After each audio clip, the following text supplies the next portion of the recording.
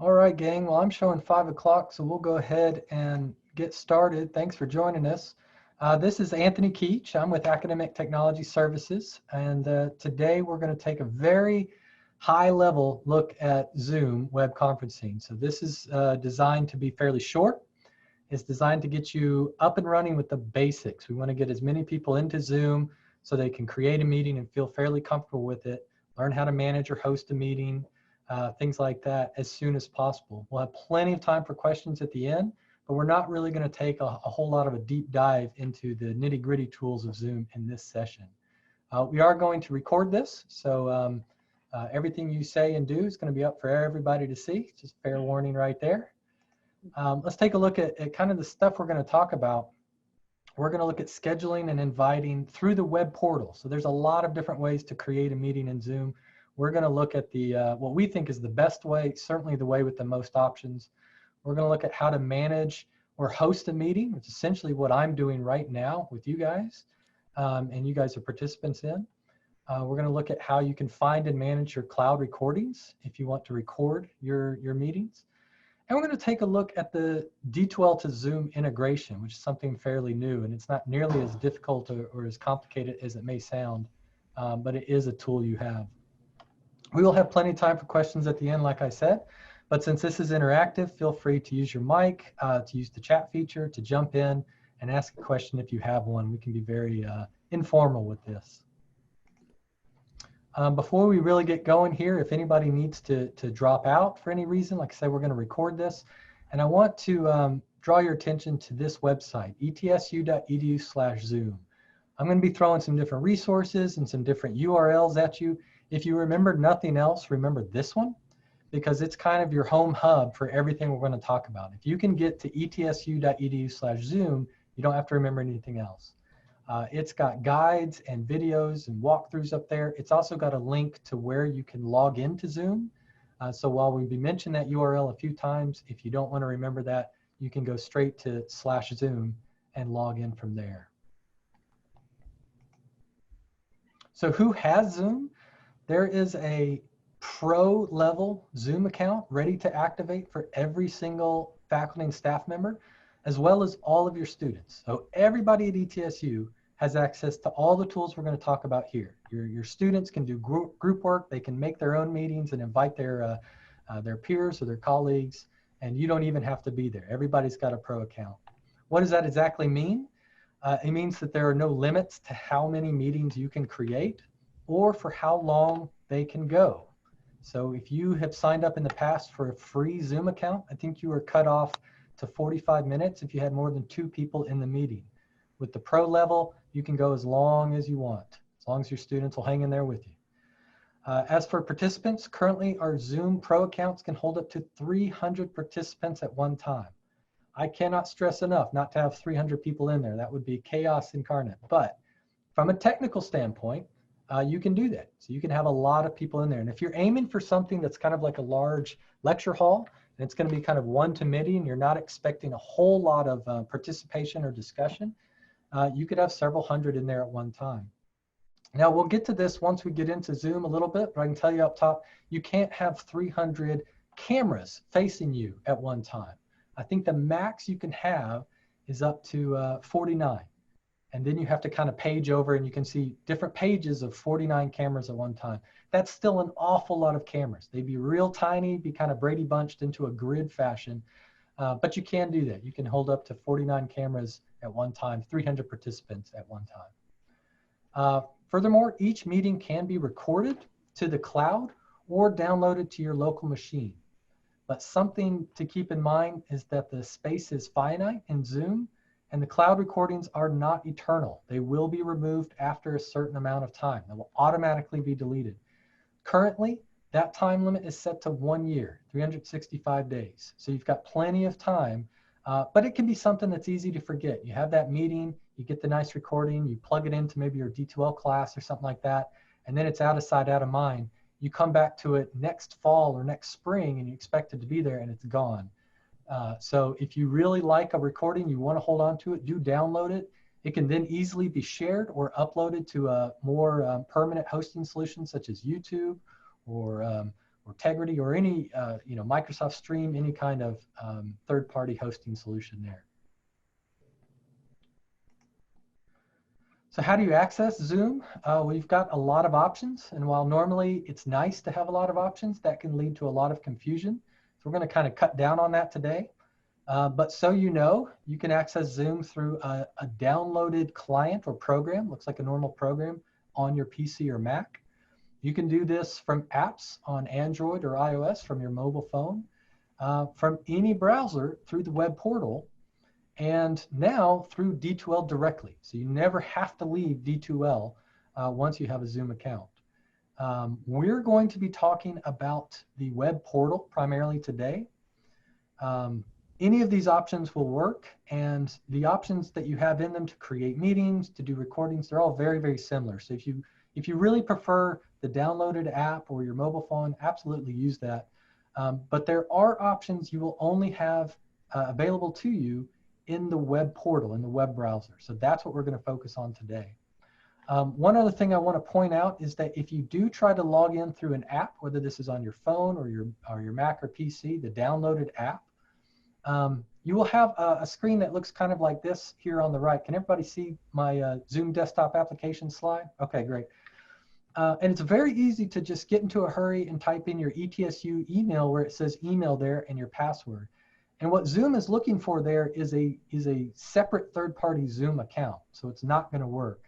What you want to do is hit the sign in with SSO. That stands for single sign-on. If you're using your app. So if you download this on your iPhone or your Android phone, make sure you hit that sign in with SSO or it's not going to work. You're not going to be able to get into your account there. And the same is true for students. That option can be easy to miss. So what is the web portal? Well, to log into the web portal, you're going to want to go to etsu.zoom.us. I'm going to repeat that again, etsu.zoom.us. It's up here, but it's kind of small on the screen. That is our direct link to log into the web portal for Zoom. It's very similar to Zoom's standard link, which is just zoom.us with no ETSU in it. So a lot of people get confused.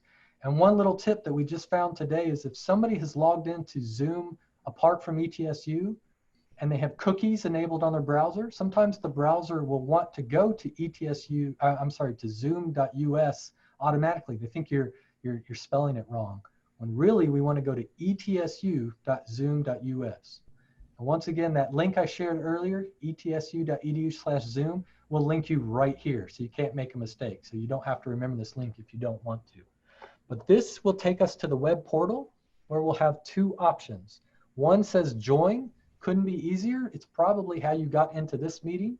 But if you hit join, that is where you will be able to log in with the meeting ID, the 9-digit meeting ID that your host shared with you.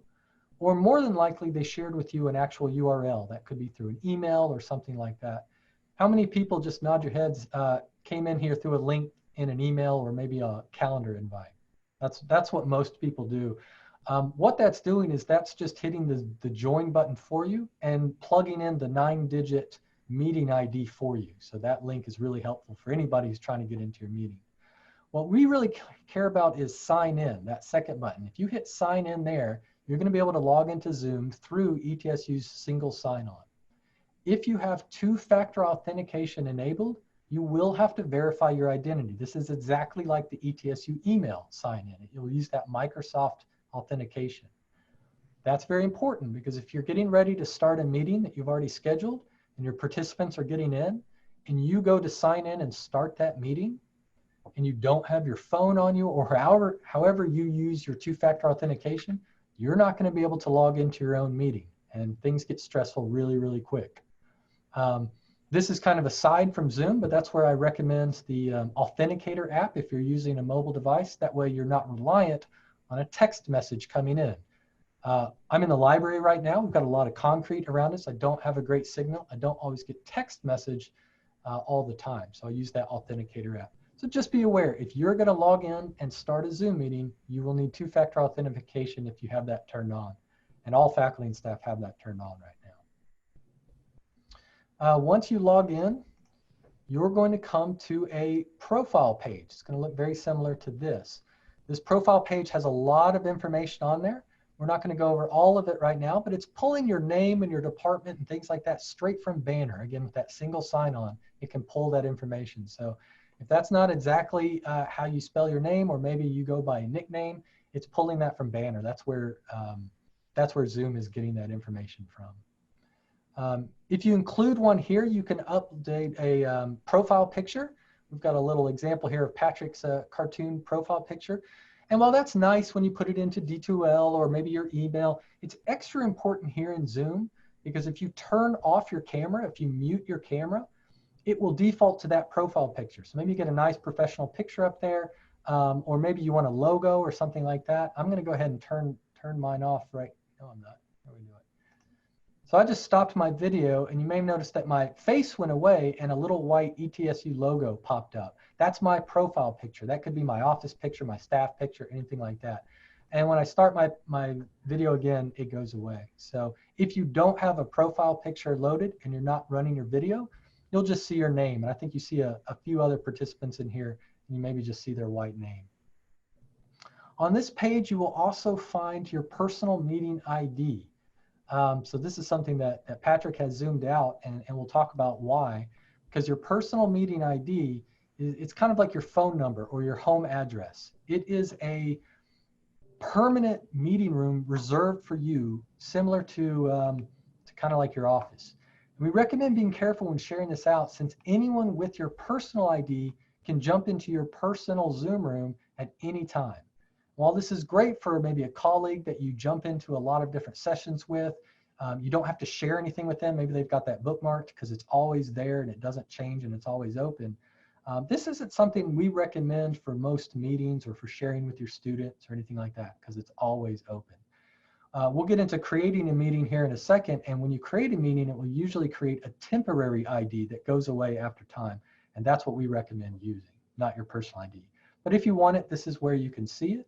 And on this page, you can even edit it to be a 10-digit number that you want. So a lot of people will actually change this to be their phone number. All right. We're not going to go through all these settings, but on this profile page, you also have a lot of personal settings to explore. This is how, when you create a meeting or when you're running a meeting, your default settings will come in. And to the best of our ability as admins, we have gone through and created defaults as if you were teaching a synchronous class. But we realized that Zoom can be used for a lot of things besides just a class. It may not be a faculty member going to students. You may want this for office hours. You may want this for a committee meeting. A lot of people use this for interviews or a thesis defense. And there's slightly different cases for using Zoom. And when you create a meeting, you may want to set the defaults for how people come in or how the room is going to operate differently. If you find yourself setting up Zoom meetings for interviews all the time and you're not teaching a class through it, you may want to explore this profile page in the settings here and change your own default settings. There's an awful lot that is that you have the power to change, that is kind of up to you. You have a lot of freedom in how you set up your defaults. But most faculty should not need to change anything in here the way we've set it up. You shouldn't need to, but you certainly can if you want to. On this profile page, you can also see upcoming meetings and any previous meetings. I can see past meetings or anything that I've scheduled coming up. At the top, I have the ability to join a meeting. I'm going to see if I can annotate here. So up at the top, you can see that I have the ability to join a meeting just like I did when I first entered that etsu.zoom.us site. Again, this will just prompt me to put in a 9-digit code that some host shared with me so I can join the meeting. But more importantly, we're going to look at this schedule a meeting. This schedule a meeting is where we're going to spend a lot of our time. It's the primary way we're going to create a meeting and invite participants to join. And these are going to be the same options when we start looking at these that we'll have through D2L or when coming through an app or anything like that. Can everybody see my little annotations here? My Picasso style drawings, pretty abstract there. All right. When I click on schedule a meeting, my arrows stayed. Let me get rid of those.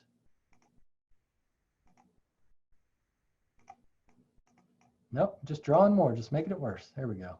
There we go. All right. When I go to schedule a meeting, I see a lot of different options here. I'm going to try to share a different screen and walk through those options with you so that we can just kind of create a meeting together. Let me get my screen share going here.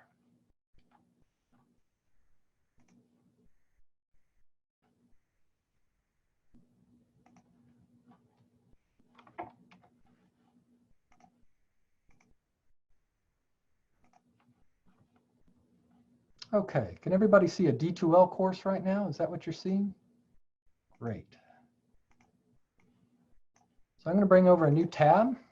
I'm going to go to that site, etsu.zoom.us. I'm going to select sign in. And I see the same screen we were just going through. And now I'm going to hit schedule a meeting up here in the top right. And we're going to walk through these options. Most of them are pretty self-explanatory.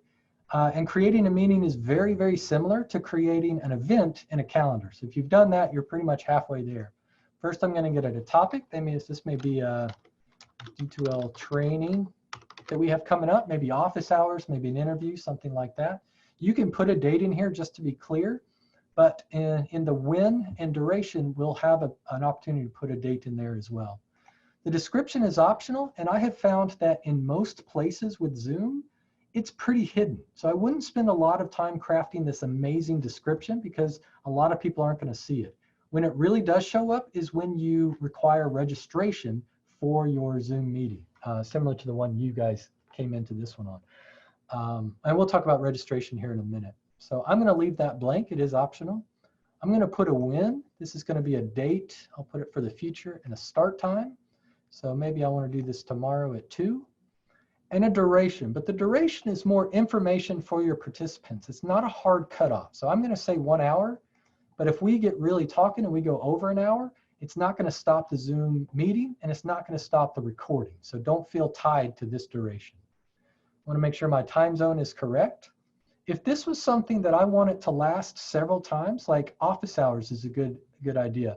Maybe I'm going to jump into a Zoom. I'm going to post office hours, virtual office hours for my students. I'm going to say, you know what, every Monday and Wednesday at 3 o'clock, I'm going to be available. I'll change this to 3. And I'm going to hit recurring. And I'm going to say on a weekly basis, I'm going to select Monday and Wednesday. And this is going to just repeat. It'll repeat forever unless I put an end date on there or end after a certain number of occurrences. Very similar to a recurring meeting in a calendar invite. I'm actually going to take that off for now. If I do require registration, this does add a little bit of a barrier to entry for my participants, but it can allow me to collect some information before I allow people into the Zoom meeting. So this is fantastic for trainings, but if you're doing this for a synchronous class, it's not something we generally recommend. We want to make it as easy as possible for your students to get in. And once we look at the D2L integration, I find this is not as useful there either. I can schedule for myself or for some other people. When you're creating a meeting, this is an option you may not see quite yet, but you can allow somebody to schedule for you. So maybe you have an assistant that schedules your calendar invites. You can also allow them to schedule on your behalf your Zoom invites. If you don't see this option, it's because nobody's given you permission to do that quite yet. My meeting ID here, this is where I can say automatically generate a meeting ID or use that personal ID. And again, I would be very careful with who you give that personal ID out to because it's a meeting that's never going to close. And we'll look at a couple of other use cases where this can be a little bit dangerous. You can also require a password. This is kind of a one-time use password to give to your meeting. If you were inviting maybe a guest or something like that outside of D2L, outside of ETSU, this might be something you want to do. Just do remember to share it, because if you give them the link, you put a password on there and you don't give them the password, they're not going to be able to get into your meeting. Then there's an option for video. It says host on off and participant on off. And this generates a little bit of confusion and some questions that come up. Often we get questions that say, well, if I let the participant video off, are my students going to be able to turn their video on so that I can see their face, or does this disable it completely? It does not. This is just the initial state of the meeting, the default as people are going to come in. So for example, right now I have host on. That means when I start the meeting, my initial state is my video is going to be on. I may not want that all the time. Maybe I've got something I didn't want up in the back of my office, or I go ahead and start the meeting, but I'm not really situated at my desk yet. I may want to have that off. And the second I'm ready to go, I just hit that, and we'll look at it once we get inside a meeting, but I'll hit that start video and I'm good to go. Same thing with participants. By default, I can say come in with the participant video off. They can turn it on anytime they want, but it doesn't catch them off guard. And we've seen that happen with some participants, especially students, where they were a little bit surprised that their camera was on when they came into a meeting. They can quickly turn it off, but I'd rather give them the option to turn it on rather than surprise them and have them quickly fumbling around for how they turn their video off. Audio, this is one of the very few options that we have locked. We want to give everybody that's in Zoom the option to join either with their computer audio. That's how I'm speaking to you, a microphone and speakers hooked up to my computer, or their telephone. So if they don't have a microphone, they can use their phone. If they don't have speakers, they can use their phone. And they can use that in conjunction with a computer so they can see the screen and still participate in the screen share, but then they can use that for audio, kind of like a conference phone. So we like both of those options selected. We do recommend that people join with computer audio. If they're using their phone, especially if they're long distance, that might designate a long distance feed. Now, usually with cell phones, that's not much of a problem, but if somebody's still using a landline and it's a long distance, that's something we want to be very transparent with. Now let's talk about these 5 meeting options. These are very interesting and can get you in a little bit of trouble if you don't know what's going on there. The first one, enable join before host. If that is selected, I as the host don't have to be in the Zoom meeting. People can come in. It's like leaving your door unlocked. And there are great times when that is appropriate. Maybe you're not planning on being there and you want to get them to start talking for a while. Or maybe you want to allow them to get in early so that they can test their settings or something like that. If it's not important to you for you to be there, feel free to leave that checked. Just know that it's not 5 minutes or 15 minutes or 30 minutes before the meeting. It's any time before the meeting. And we've had people get into a meeting as early as 2 a.m. the morning before. Sometimes they're trying to test their connection, which is a good thing to do. Sometimes we get a little click happy and they click the link and didn't even mean to, and they popped into the meeting. And we'll look at why that may be important down here with another option. If you don't check this, when they try to click that link, they'll simply come to kind of a gray announcement or gray box that says, you're in the meeting, but please wait for the host to start it. So there's no problem in doing that. They can go ahead and get ready early. They can even test their audio early, but they won't actually be brought into the Zoom meeting until the host jumps in as well. So depending on the situation, I often leave that off. The second option there says mute participants upon entry. This will simply mute the microphone of anybody who comes into the meeting. Again, it's not locking that ability away forever. It's just that initial default state. This is a big deal when people are starting to come in, but they're not quiet yet. They're not situated yet. Maybe they're still sitting down or shuffling papers on their desk. And if 1 or 2 people are doing that, it's not that big a deal. But if you have 10, 15, 20 participants coming in and everybody's coughing and sneezing and shuffling their chairs, it gets very, very difficult to hear or communicate over that. So I like to keep everybody's muted off. Again, they can turn them on at any time. Enable waiting room. This was an option that I was really excited about, and it didn't work quite the way I thought. So this is an important one to understand. You have the freedom to turn it on. What this will do is it creates kind of like a participant purgatory where they're not really fully in the meeting, they're not really fully out of the meeting. And what they're waiting on is the host to individually allow each of the participants into the meeting, or the host can wait to a certain amount of time and enable everybody to come into the meeting. So it's kind of like a little lobby area. And while they're in there, they can't really do anything. They can't let you know anything. So a lot of people think this is almost like the enable join before host option, but it's not. Be careful with that option. You're gonna have to let everybody in individually. That could be really good if you have a very, very private meeting. Maybe it's like an interview or something like that, and you want to make sure that everybody in the meeting is supposed to be there. But you have to stay on top of it as the host. This fourth option, only authenticated users can join. Right now, by default, if I create a Zoom meeting, I can share that link with anybody in the world, and they can join my meeting. They don't have to be an ETSU employee or student. They don't have to have a Zoom account, even a free Zoom account. They can join with any email address they want to join with. I can invite anybody in the world. But if I check this option, they're going to have a Zoom account, and it's going to collect some information from them. So if you check that, you are limiting the number of people who can come in, and they're going to have to log in first. So again, that can be a little bit of a barrier to entry, but your meeting may be a little bit more private. And then finally, this is a very, very important one. Record the meeting automatically in the cloud. If I check that, the second anybody gets into this meeting, it's going to start recording that meeting. That's fantastic for people like me who habitually forgets to hit the record button on my meeting. But there is a drawback to that. I said this will start recording the minute anybody gets into the meeting. So where we see an issue with this is if we pair this option with this top option. If I say enable join before host, and again, we get somebody who's a little click happy, they want to test their settings, and they jump into a meeting at 2 in the morning. That meeting's going to be empty, they can't hurt anything, no problem. Except it kicked off a recording. And it's going to be a recording of somebody sitting there, maybe messing with their settings, maybe not understanding that they're being recorded, and it's going to save that to my cloud account. So if I leave record the meeting automatically on, and enable join before host, I might end up with 3 or 4 10-second little videos of somebody jumping into the meeting, waiting a little bit, and jumping right back out. And that's not a problem. I can delete or ignore those recordings. It may be a problem when we get into the D2L integration. We'll talk about that when we get there. But note that record the meeting automatically and enable join before the host can kick off a lot of false positive recordings that you weren't expecting.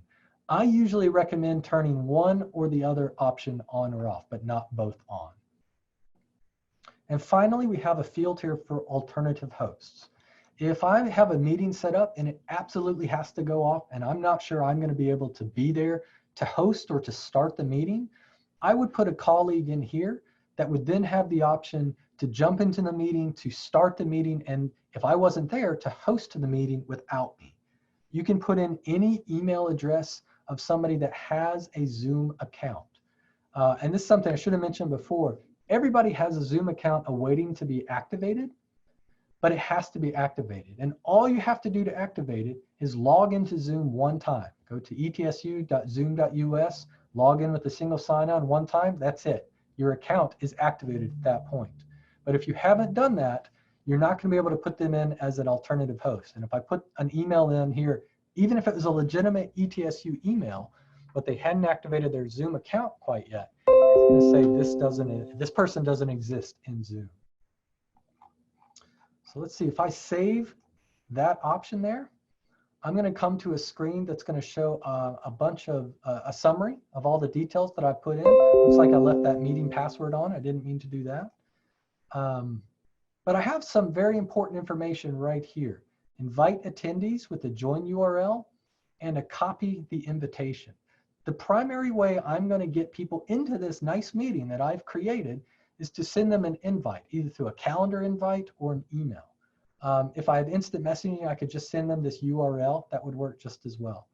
If I hit copy this invitation, I get a nice, large, fully detailed invitation ready for me to copy. And if I hit this blue button, it'll copy all of that to the clipboard.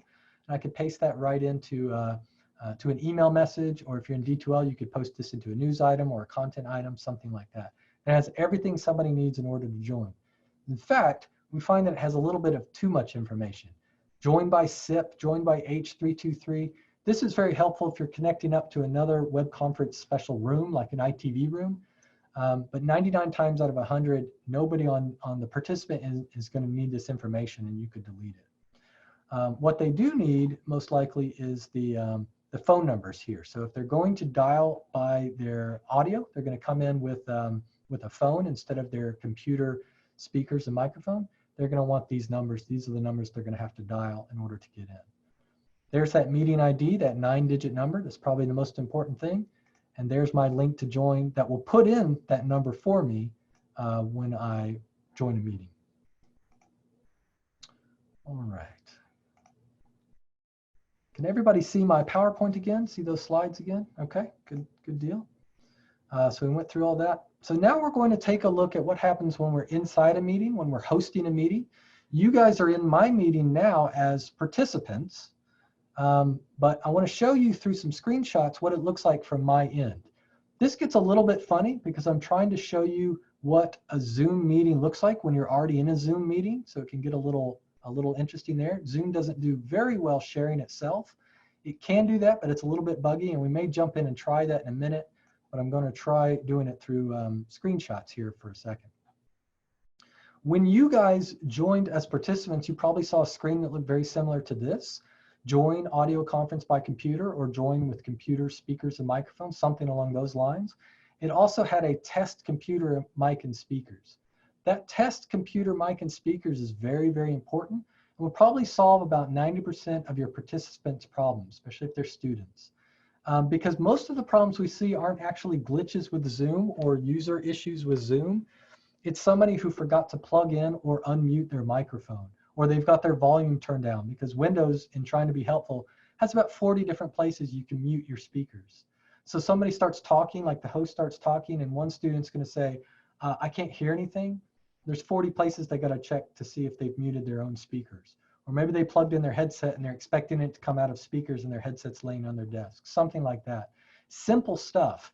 And it's doing, the computer's doing what it expects to do. It's not a glitch, but it's still a big problem if you're trying to get your meeting off the ground. Testing computer mic and speakers goes a long way to fixing those issues. What it'll do is it'll start up a little tone and ask if you can hear it. And if you can hear the tone, you hit yes. If you can't hear the tone, you'll hit no, and it will start cycling through the different speaker options like headsets, speakers, things like that, that you have connected to that computer. Very, very nice little feature. And then it does the same thing with the microphone. Once you're in, you will see a screen that looks very similar to this if nobody is sharing any kind of video or sharing their screen. Notice that at the bottom in the black bar, you have similar options to what you guys see as participants right now, but there's several more. The host has a lot more options than a participant does. For example, the option to record or breakout rooms. We're going to walk through some of these step by step. This next slide shows a typical viewing option if several people are in the room. So depending on how you have your participant settings right now, you may have several small monitor-looking squares at the top that either have a name or a video in them, and then one real big one that probably either has me or has my content shared with you. But you have control over how that grid is arranged. And if you go up to the top of your screen in the right, there is a gallery view. So let me annotate that right here. You can change to a gallery view, and that gallery view will kind of put it into more of a Brady Bunch style. So everybody can see. Now this is good if you're not sharing your screen and you're having a real collaborative meeting. And I think it works a lot better if you have fewer videos than this example here. If you're talking with 6 to 10 people, this is a great way to lay out your screen. And just because I change it over to the grid view, it doesn't change all my participants either. So you have control over what you're going to see there. I'm going to back up just for a second and point out the audio and video options. Very, very important. These are the same for participants as they are for hosts, but in the bottom left of your screen, you have a little microphone, and if you click on it, it's going to mute you, and you'll get a big red kind of X through it, making it very, very clear that your microphone is now muted. If you mute your microphones as a participant, I can request that you unmute them because I want you to talk. I can do the same thing with video. If you have muted your video, I can request that you turn on your video, and I'll show you how in the manage participants here in a minute. But I cannot turn on your microphone or your camera. And when you're a host, you will not be able to turn on your participants' hardware. For legal reasons, that's a very good idea. For privacy reasons, you don't want to be able to turn on their stuff without their permission.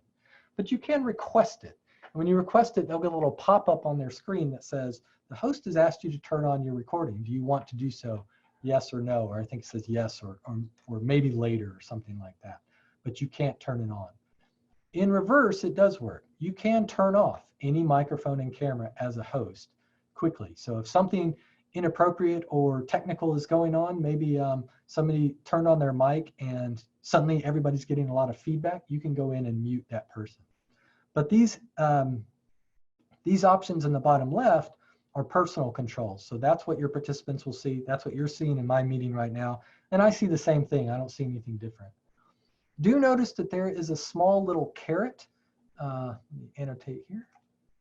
Small little caret right there next to each of the microphone and the camera. And there's a lot of options here. So if you select that, you'll be able to switch over to, if you have different speakers, different microphone options, or different cameras. If you have multiple cameras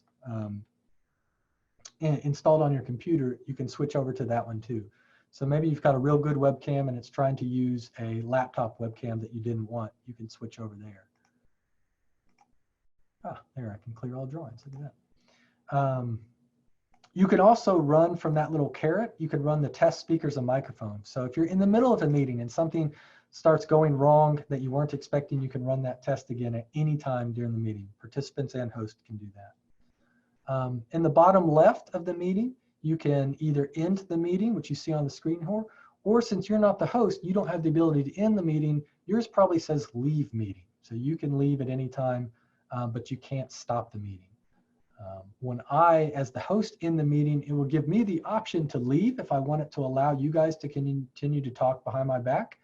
Then I could do that, or I could kick everybody out, hang up on everybody and end the meeting so I know nobody's in there.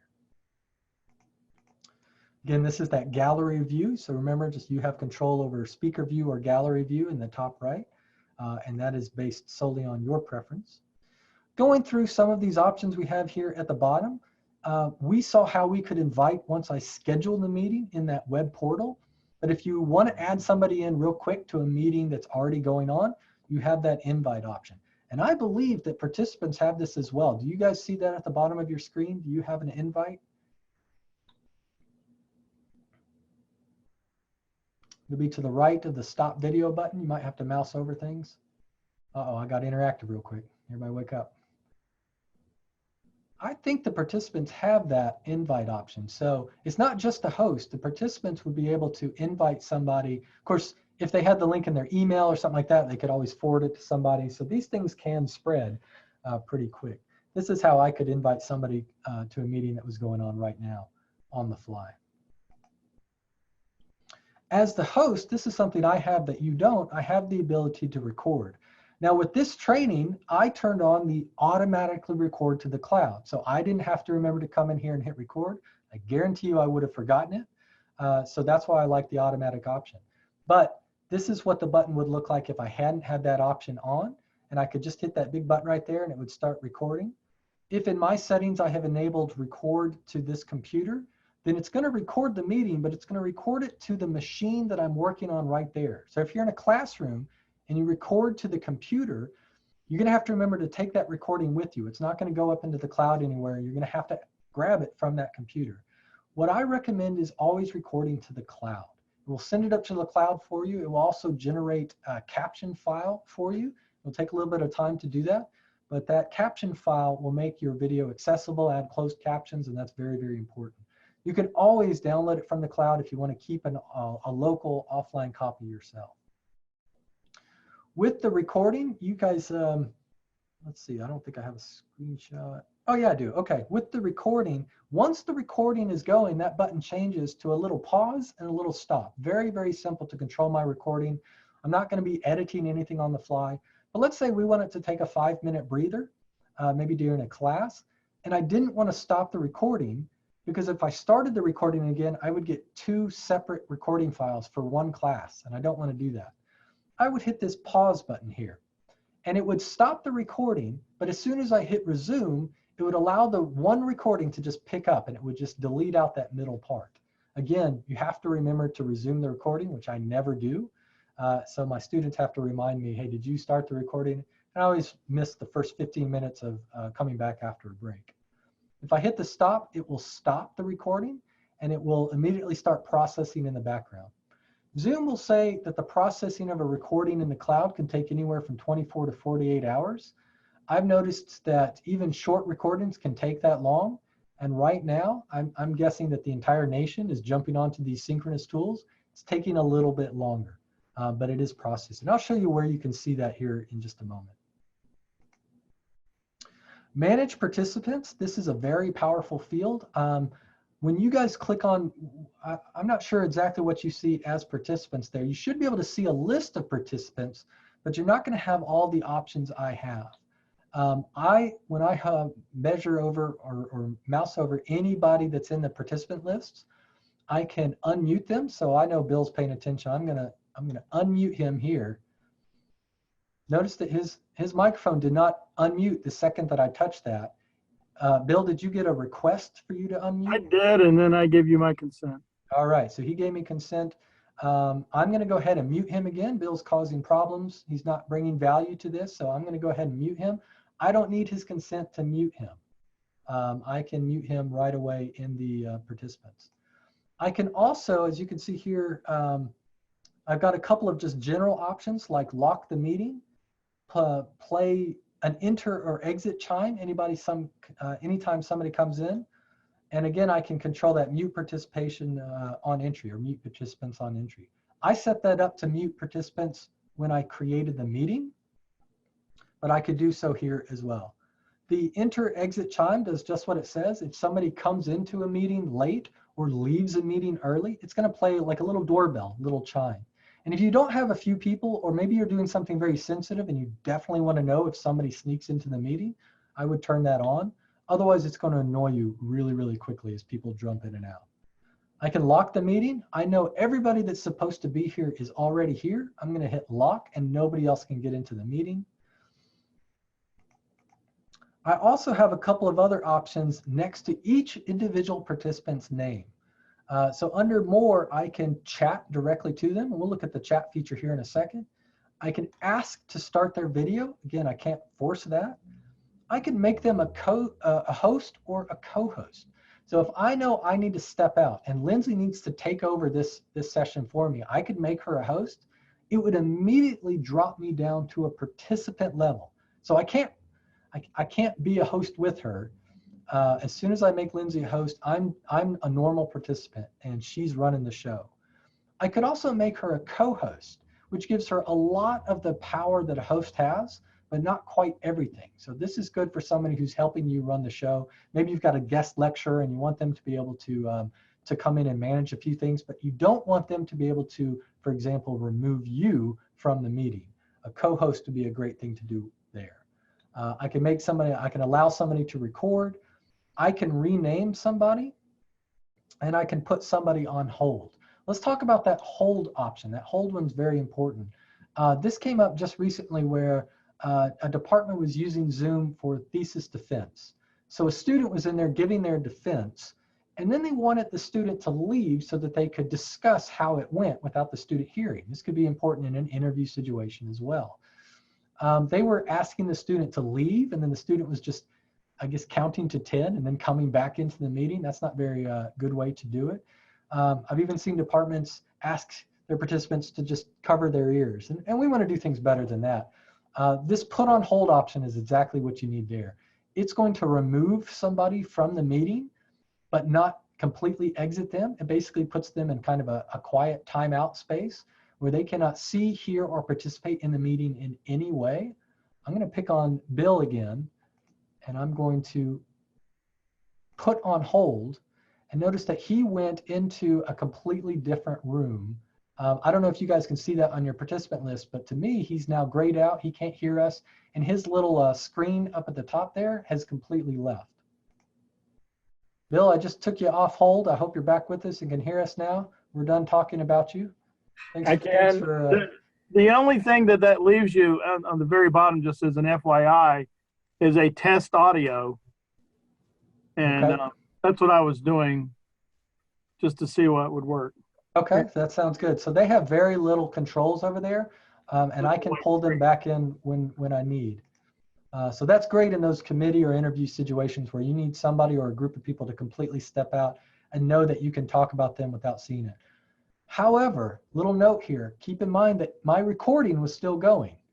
So if I post that recording in a place where Bill can see it, he'll see himself hop out, but he can still hear us talking because that was part of the recording. So just keep that in mind.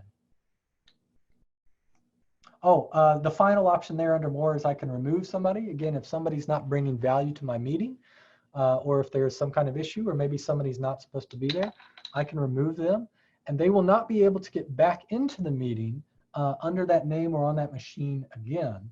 They could switch over to another laptop or a different machine or their phone or something and try to get in that way. But in general, it's difficult for them to come back into a meeting there. We also have a chat feature. I'm going to pull mine up right here and type everybody a message.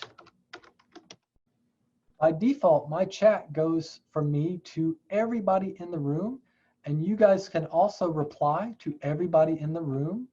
But down in the bottom right there, where it says everyone, you can change that, because right now I have enabled the ability for you to privately chat with each other. So if you want to send each other a little private message, you certainly can.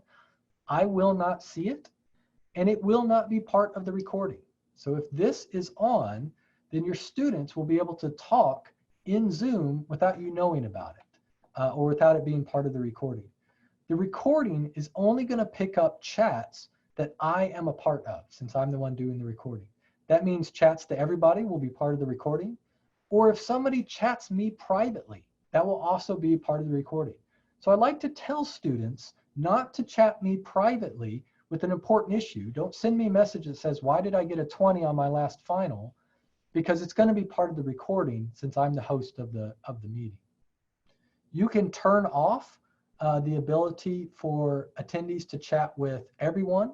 You can set it so they can chat with nobody, turn off chat completely, or just the hosts. They can only send messages to the host or to everyone publicly. That means they can't talk to each other privately, or like we have it now, to everyone both publicly and privately. So you have a lot of options there when you're the host of the meeting. Finally, let's talk about sharing the screen. That's what I'm doing right now. You guys do have the option to share the screen. I'd ask that you not touch it right now, because I'm sharing my screen, and it would request that I stop and allow you to start over. But in general, if you're doing a class and you want students to share their screen, we don't have to promote them up to a co-host or make them a special presenter or do anything special to their account. They have the ability to share their screen out of the gate, which is very, very nice for easy classroom presentations or something like that. Do try to tell your students what's going to happen when they share their screen. I'm going to come in here, and this is the next screen. Once I hit share screen, it's going to bring up several different options I have on the computer. It's going to bring up every single application that is currently running. So for example, if I had PowerPoint as an application running, that would be an option to share only PowerPoint, whether I have it maximized or minimized. If I have anything else on my screen, it's only going to share PowerPoint. Or you can share your screen or your desktop. If you have two screens, I have two monitors at the machine I'm at right now. It's going to ask me which one I want to share, screen 1 or screen 2. If you share your entire screen, anything that's on that screen, anything you drag up or maximize on that screen is going to be shared. So if I have a PowerPoint up, that'll be shared. If I have a website up, that'll be shared. But if I forgot to have my email minimized, it's going to share that as well. And I may have some personal email coming in that's now going to be part of not only the meeting, but the recording. And this is something I like to make very transparent to students. If I'm asking them to share their screen, I let them know, once you start sharing, make sure that anything you don't want shared is closed, turned off, things like that. It's easy to forget how many things pop up with little notifications now. So even if I minimize my email, if I'm sharing my full screen, I may get a little message from Windows that says I got an email, and it may have something in the subject that I don't want other people to see. I may be making a recording and I don't want that little ding noise whenever there is an announcement or notification. So just keep that in mind. There's also something very, very important on the screen. When I hit share screen and I choose which screen or which application I want to share, notice the bottom right here, there's an option that says share computer sound. This is a very, very nice feature that Zoom has. Not a lot of other web conferencing tools have this. It allows me to share any sound that's coming out of my computer. For example, if I'm sharing a meeting with my students and I want them to see a clip from YouTube or from a video that I have on my computer, I could play that and Zoom will send that through pretty clearly.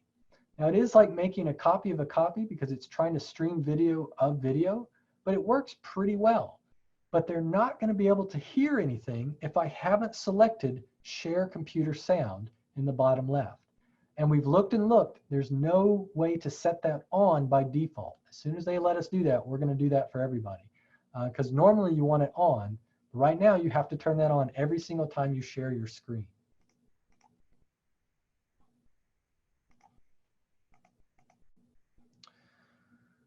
Continuing on, this is a little bit hard to demonstrate here, but when I share my screen, Zoom looks like it goes away. So it gives me my full desktop so that I can share my PowerPoint, or I can present from D2L or from a website, or whatever I might be sharing. Maybe I'm walking through how to do a formula in Excel, and I want to just focus on Excel. Well, Zoom goes away as soon as I start sharing. And I get what you see here at the very top of my screen. It kind of takes all the little controls of Zoom and it sucks them up into a tiny little toolbar that hides at the top until I put my mouse near the top of my screen. And then I can control my microphone, my video, my participants, things like that fairly quickly. And that's what you see here. I also have the ability to annotate anything that's happening on my screen. You've seen me use that a few times here. Sorry about the crude drawings there, but I'm drawing with a mouse. If you have some kind of Wacom tablet, or if you're in a ETSU multimedia room where you have the Crestron you can draw on, that annotation tool will be a little bit easier to use, a little more fluid and natural, like you're using a pen or a pencil. So that's pretty much hosting a meeting inside of Zoom. It's very similar to the experience you're getting now as a participant, with a couple of other options, bells and whistles. There's a couple of tips and best practices for you. Before the meeting, do test your audio and video. I tested about 3 different times before you guys got in here, just to make sure everything was working the way I wanted it to. Because I found no matter how many times I test, things are going to break right before I go live and people are in there. I also had my content ready. I had it pulled up on my screen, so all I had to do was share my desktop, and then I could pull up my PowerPoint, any websites that I wanted. Unless I wanted to walk you through the process of how I get there, I try to have everything ready in advance. And close any applications that you don't want popping up. And I'll add something to that that's not on there, but mute your phone, forward your office phone, anything that could make a disturbance wherever you are hosting your meeting. Go ahead and try to mute that. And just be aware, oh, I'm in the library and the lights just went out. That's kind of spooky. Just be aware that just like that, something's going to happen during a live meeting. This is live television right now. Something's going to happen. Your kid's going to crawl in, your dog's going to jump on you, the phone's going to ring, something's going to happen, and you're just going to have to roll with it. But well, let's minimize that as much as we can. When hosting a meeting, mute your microphone if others are presenting. You can leave your microphone on and somebody else can unmute and start talking. And you may not realize it because it's subtle little ambient noise, but anything you're doing that's going to kind of, make a little bit of noise. Yeah, there you go. There's Rob. Perfect example. You don't realize you're doing that and you're trying to listen to somebody talk, but you're actually creating a problem. Multiply that by 4, 5, 6 people trying to do that at once, and it really becomes a problem with these microphones. So mute if somebody else is talking. Unless you're really trying to talk over each other, go ahead and mute. Gallery view is good for collaborative meetings. If it's all talking heads and you're not sharing any kind of material, that gallery view is great for that. Use the annotation feature. That's where I can point at something if I'm using slides or a deck. Camera, there's some options here. Sometimes we don't have a lot of great options with the environment we're in. Sometimes I get this weird glare in here. I can't control the library lights. They just shut off on me. So there's some things that are out of our control. But in general, you want to kind of position your camera in a way that it's slightly at or above eye level. You want to try to make contact as much as you can with the camera. That's tough when you're trying to look at Zoom, you're trying to look at a PowerPoint, and you've got multiple screens. But it can go a long way, especially if you're not trying to share any content there. But now I want to take us over to Zoom inside D2L. Like I said, it's actually very, very simple. For that, I'm going to bring up a D2L course. Can everybody see my D2L course right here? So just recently, we've had Zoom D2L integration for about a year now, but just recently we turned it on for every single D2L class. So now it's on by default. Before you could opt into it, Now you can opt out. And I want to stress that if you don't want Zoom inside your D2L course, and there may be legitimate reasons you don't, you can opt out and we can help you take that off. But as of right now, unless you're using a non-standard nav bar in D2L, you're going to see this Zoom link in your nav bar right next to the A to Z and before the edit course right there. And so this is available now for both you and for your students. In D2L, if you go to a specific class, so this is class-based, if I click on Zoom, I'm going to see a little mini web portal right here in D2L. Notice that I still have my D2L options up top, and I've got my familiar Zoom options down below. It looks very similar to the web portal. I've got my schedule a new meeting. I can see any meetings that I've created in this class that are upcoming, and I can see any cloud recordings that I've made. I've made one, but it's not done processing quite yet, but this is where recordings will come. My students in this D2L course can see the same thing I can see. So let's say I want to create a meeting. I don't want to go to the web portal. I just want to go through Zoom. I would log into D2L. I would come to my class and hit Zoom, and then I would come over here and hit schedule a new meeting. These options are the exact same options we just went through the web portal. Nothing different about them. I'm going to put in a topic, except this time it's going to default topic to whatever the name of my class is. You may want that, you may not. Maybe I want the class, but I want to put office hours in there or student presentations or something like that. Again, I can put in a description, it's optional. I can put in a date, a time, I can make it recurring, all the same options. Video on or off by default, that's just that initial state. And then those are those 5 meetings right here. I could require a password, enable join before host, waiting room. I can record the meeting automatically here. And if I save that, go back to Zoom. Oh, it says it's ending soon. Now I have that meeting right there for my students. I never left D2L. I never had to log in with single sign-on. D2L is taking care of all that authentication in the background. And if I had a student inside this development site here, they could click on Zoom and they would see both of these meetings. And they could go ahead and join, if I had started one of these meetings, they could go ahead and join straight from D2L. Then it pops out to the experience you guys are in right now as participants. It's going to start that Zoom meeting. So there's really not anything new about the D2L integration that isn't the same as what's happening in the web portal. But, and I can't stress this enough, there's one major catch. These Zoom meetings that are happening inside of D2L are listed for everybody on your class list. We can't create a Zoom meeting inside of D2L using this integration and limit it to a particular student or a particular group or a particular section inside D2L. So these are available to all of my students. And that's very important to know. Maybe even more important is the recordings. If I step into a Zoom meeting and I record it, that recording is going to jump over as soon as it's done processing to my cloud recordings tab. And everybody on my particular class list for this class is going to be able to view that recording. In terms of a hands-off automatic approach, I love it because I don't have to remember anything. I'm going to set my meeting up. I'm going to hit automatically record. And I'm not going to worry about forgetting it or having to repost it or forgetting to post it or anything like that. Here's where it can bite you. Remember when we create a meeting, we've got those funny options about recording automatically and enabling join before host. Now we have the perfect storm. If I enable both of those options, a student can accidentally click on a link, suddenly they're in the meeting, suddenly they're being recorded, and what makes it worse is that recording is going to be available to all students in that class automatically. If they come into that meeting with their camera on, and again, you can control that default state. I always have it off, but they can override that. They may turn their camera on.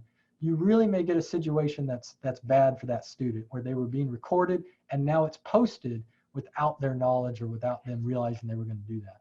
And that's a lot of ifs in there. But we've seen that happen in previous semesters where a student hit all of those, just kind of had the bad luck of hitting all of those at once, posted a video they really did not mean to post to everybody in their class.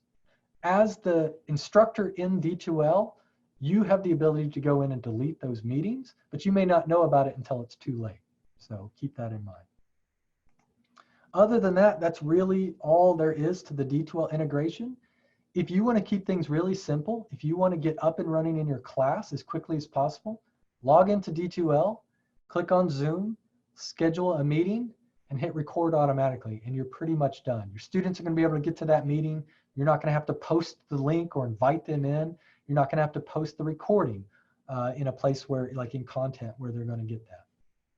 Speaking of recordings, I do want to jump back over to our web portal. So again, this is the website that I got to by going to etsu.meetings.us. It's where we saw our profile, and it's where I can schedule a meeting or see future meetings or past meetings. But something we haven't looked at yet, let me get rid of this and draw over here, is this option here on the left, recordings. This is where you're going to be able to find and manage recordings that are happening outside of your D2L integration. So if I click on that, let me get my, here we go. I can see recordings that are processing. So this is what I made earlier, and you can tell it's processing. That may be tomorrow before that video is ready to go. And the audio captions we talked about, that's a separate level of processing. So the recording may be available slightly before the audio transcript or the caption file is available. Both are coming, but they may be arriving at different times. You can see other videos that I've made that are ready to go. Once it's ready to go, I can click on the name to actually view the recording. We'll do that here in a second. I can see the files and the file size. So some of these are pretty long. And remember, we said that these are not eternal. They're going to be deleted after a certain amount of time. I can come here to my recordings dashboard and I can see how much time is left on each recording. So if I come back down to some recordings that I have that are a bit older, I can tell on this one I have 241 days left. Let me annotate that. So I'm seeing that right here. Before this video is deleted automatically. Little behind the scenes on this, if it's deleted automatically, the administrators of Zoom, which is us, can still retrieve that for up to 30 days after it's been deleted. So if you're cutting it close, reach out to us and see if we can still get it. Otherwise, it's going to be gone and we're not going to be able to get that back. So I might want to come in here and download my recording and either host it on YouTube or some other third party that's not going to delete, or maybe I just want to keep a record for it on my computer there. When I download it, it's going to come down as an MP4. You don't need to know what that means, but it's a very shareable and universal format. You can easily share that with your students or upload it to just about any hosting site, and they're going to be able to understand what an MP4 is. I'll come in here and take a look at one. So I'm coming in here. This is just a share test I did a little bit earlier. There's my video. I'm going to go ahead and pause it. And notice that on the right, it already has some captions generated for me. It'll stream through those as I play. I can search them. So if you had a long video, maybe you're going through a lecture, and once that Zoom video is done, a student would be able to get in and not only see the captions, but search for a keyword that you were talking about. Maybe you're talking about cardio disease. They could search for cardio and they'd be able to jump to every single place in the video where you said cardio. So it can be a neat little study tool, but maybe these captions aren't correct. So I can come in here and I can edit and alter and hopefully improve the captions that they generate. Zoom's using an AI feature to generate these. They claim that it's about 80% accurate. That is an average. That is not always true. For some people, it might be 60, 50, 40% accurate. For some people, it may be closer to 100. So it's very, very important to come in here, and especially if you're using a lot of terms. We see this with anatomy a lot. They're using a lot of terms that get mixed up in here. And those are the very terms that a student might need to know if they're taking a test or something like that. So you can come in here, you can quickly and easily edit your transcripts and then hit save. maybe I want to do that, and I can hit save, and there it's done, and it's ready to go. All right, can y'all see Zoom? There you go. I don't know if you can. I don't know if I shared my screen with the sound on, but you should be able to hear that sound if I did. Yeah. Great.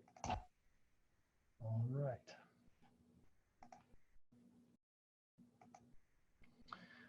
We are kind of coming towards the end of our time. We have done a very, very quick view of how to manage, schedule, and use the D2L integration with Zoom. I want to leave you with a couple of the sites we've talked about and some that may be new. That first one there, etsu.zoom.us, that's where you're going to log in. You're going to control your recordings. You're going to create your meetings, edit your meetings if you need to. But that second URL there, etsu.edu/Zoom, I think personally that's the most important one and really the only one you need to remember. You will have a link to etsu.zoom.us from etsu.edu/Zoom. So again, all this, they sound similar. They can get a little bit confusing. Just remember etsu.edu/Zoom. Another great resource, especially when handing out this to your students or somebody who may not be familiar with Zoom, are these test links over there. You can type in etsu.zoom.us. Remember, that's the exact same login portal we've got. And if you add a /test, it will allow anybody, any participant who goes to that link, a quick, free, and easy little fake Zoom room that they can jump into. They can see how it's going to work, see if their system is going to be okay. They can test their audio and their video in there right away. And they can even play around in there without hurting anything. Lasts for about 5 minutes and then kicks them out. Really, really good to settle somebody's nerves the first time you do a Zoom meeting. And I'll add on top of that, if you're moving to any kind of remote instruction, right now is a very sensitive time. People are nervous. If you're planning on just continuing class like Monday, right out of the gate with Zoom, I would personally recommend just kind of having a play day first instead of going in and saying, you know what, we're going to start off with student presentations. Set up a meeting, allow your students to get in, but without having any real objective for your course. See how you can communicate, see how you can mute and unmute people, and give your students a little time to play around and get experienced with the tool. With that, I'm pretty much done, but we have plenty of time for questions. I'm not going anywhere. Has anybody got any questions, or has anybody run into any issues or problems using Zoom, or just to want to do a little deep dive into a different feature? Remember to unmute if you're talking, or you can chat or raise your hand. Lots of different ways to get my attention here.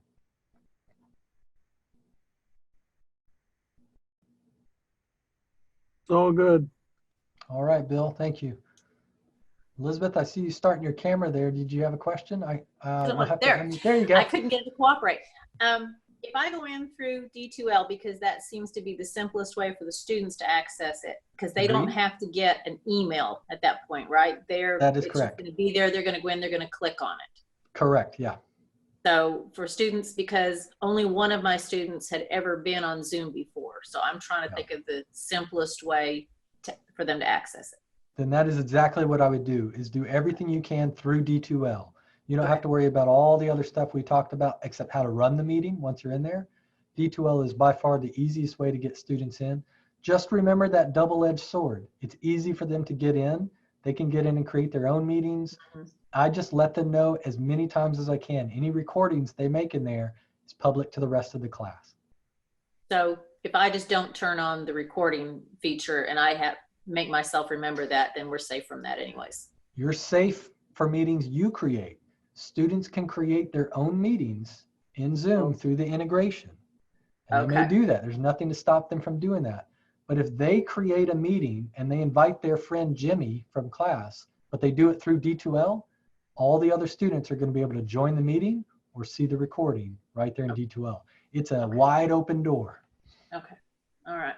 Good question. But I mean, I could switch it then after we've gone in a couple of times through D2L, then we could switch it to setting up the rest of them to accessing it through the Zoom portal. You could, if everybody's getting familiar. Puts a little bit more work on your end, but basically you would create it in the web portal, and then you would have to post that invite link somewhere in D2L so they know where to get in. Do you have to post it every week? Is it a recurring notification? If you make the meeting recurring, it uses the same link. So you would only have to post it once. But if you're creating a new unique meeting every time, yeah, you'll have to post the link every single time. No, we'll make it recurrent. Okay, thank you. No problem. I will say that we've done this for about maybe Rob, what is it? At least one full semester, I think 2 semesters now with D2L. We were worried about a lot of these issues. Well, are students going to get in there and create meetings and do something inappropriate and everybody's going to see it? We haven't run into those problems. They're pretty savvy with this stuff and they're not creating their own meetings.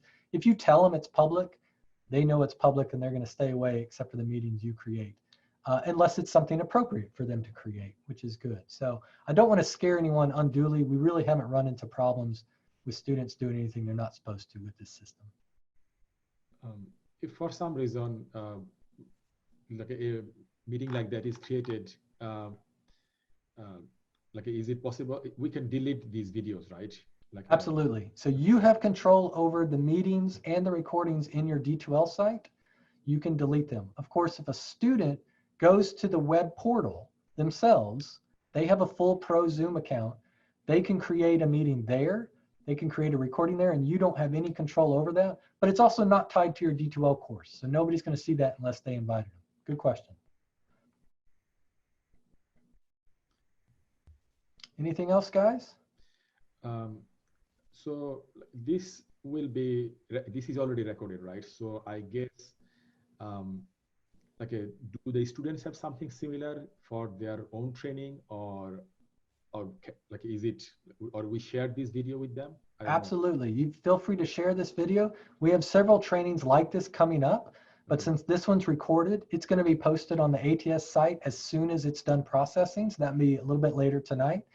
Faculty, staff, students, if anybody's interested in hosting Zoom, getting up and going real quick, feel free to share this recording with them. It's not faculty specific. Even though we kind of mentioned teaching a lot, all of the stuff that they would do in Zoom would be the exact same. Also on that etsu.edu/Zoom site, that's open to the public. Students can get in there as well.